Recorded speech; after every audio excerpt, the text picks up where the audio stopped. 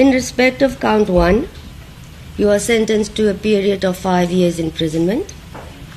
In respect of count 2, you are sentenced to a period of 2 years imprisonment. In respect of count 3, you are sentenced to 20,000 rand or to undergo 6 months imprisonment. In respect of count 4, you are sentenced to 20,000 rand or to undergo 6 months imprisonment. In respect of count 5, you are sentenced to pay a fine of 20,000 rand or to undergo 6 months imprisonment.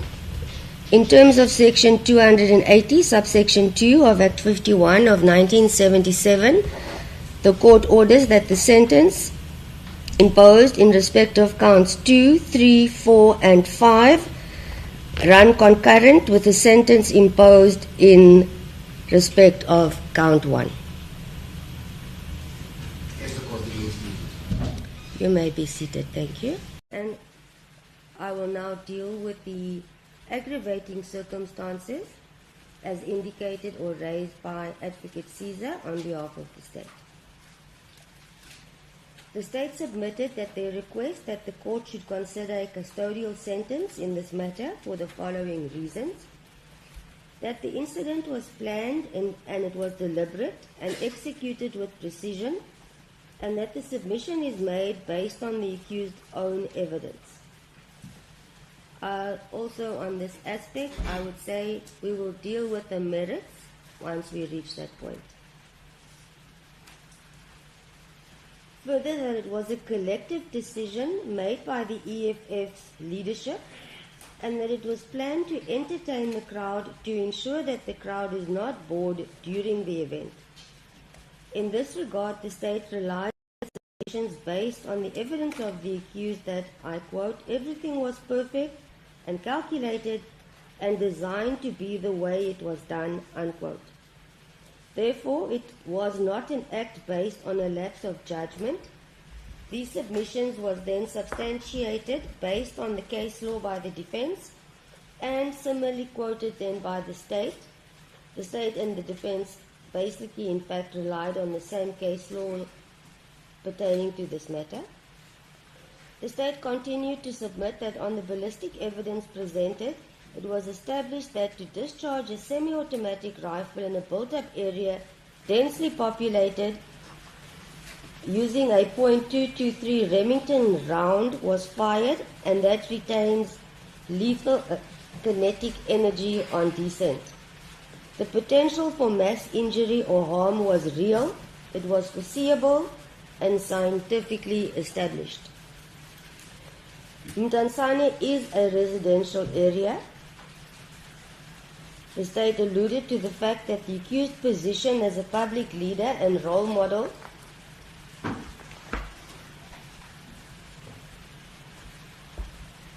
is, I would say, a fact.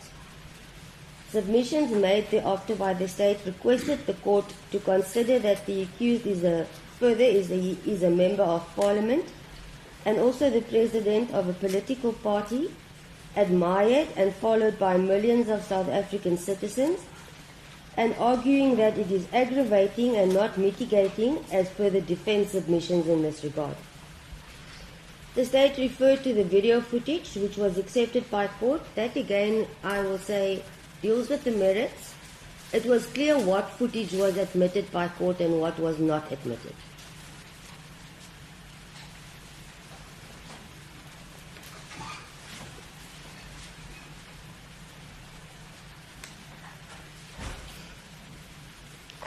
The state alleged that the accused clearly lacked insight and accountability and sought political justification as an excuse, thereby undermining the public confidence in the administration of justice.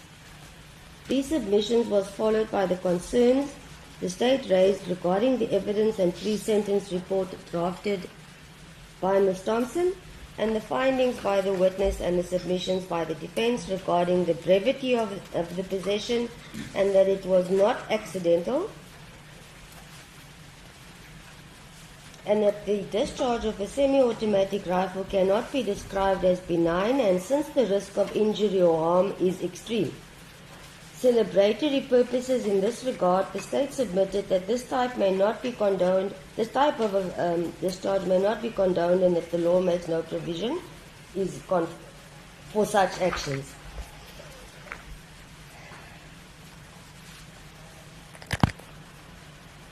The state then embarked on the discussion and submissions regarding the case law, which was placed on record. I am not going to repeat, it has been noted.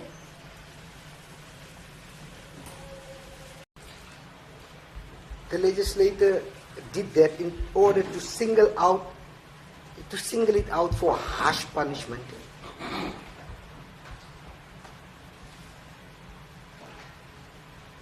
You are already guided by the cases in the Supreme Court of Appeal.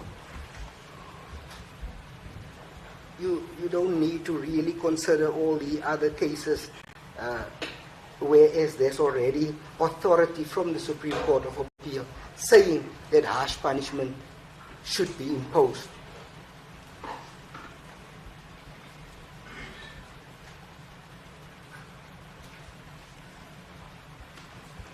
In both Thembaletu and Rontlai, the Supreme Court of Appeal upheld the minimum sentence for the possession of semi-automatic firearms.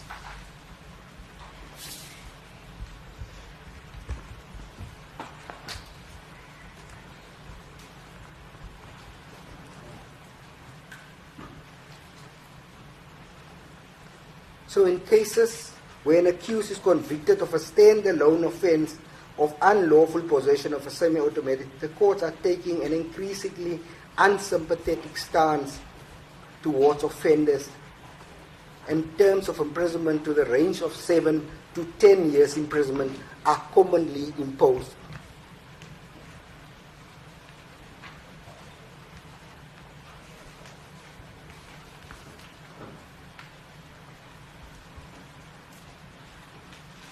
In addition, the accused's personal circumstances, one of the most important factors in deciding an appropriate sentence, is his explanation as to how the unlawful possession came about. What did he say? He's planned it all along. Him and the EFF planned this all along, that this is what they're going to do for show, to entertain the crowd, not taking into consideration the consequences it might have caused. And it's no wonder the accused went right to the right side of that stage, firing those rifles, realizing there's only a minimal of 7 people that were standing there.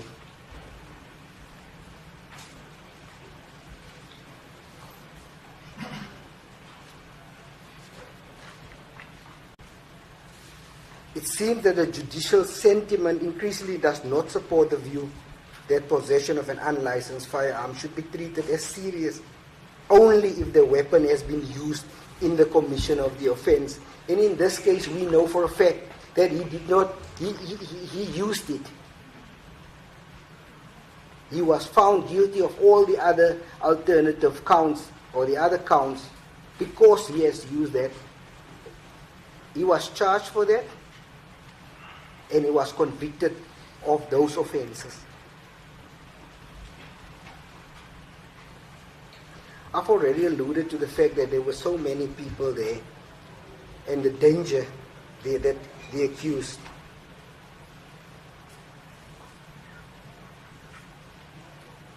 posed to that community, his supporters.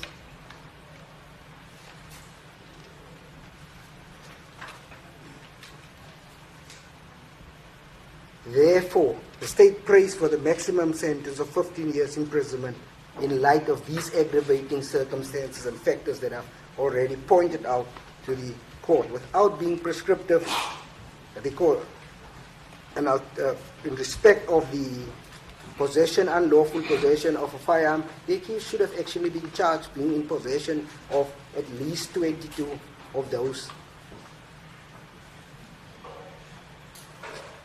live ammunition, because if logic dictates, if one of those were linked to that firearm, it should have been 7.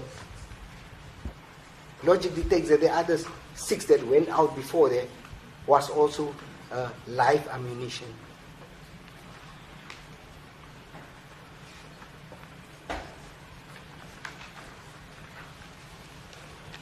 in respect of count 3, 4, and 5, the state will submit that fines may be imposed on those sentences. The state will not oppose such type of sentence, and that these sentences, because of it's in a single event, different counts arising from one single intent, that these sentences may run concurrently.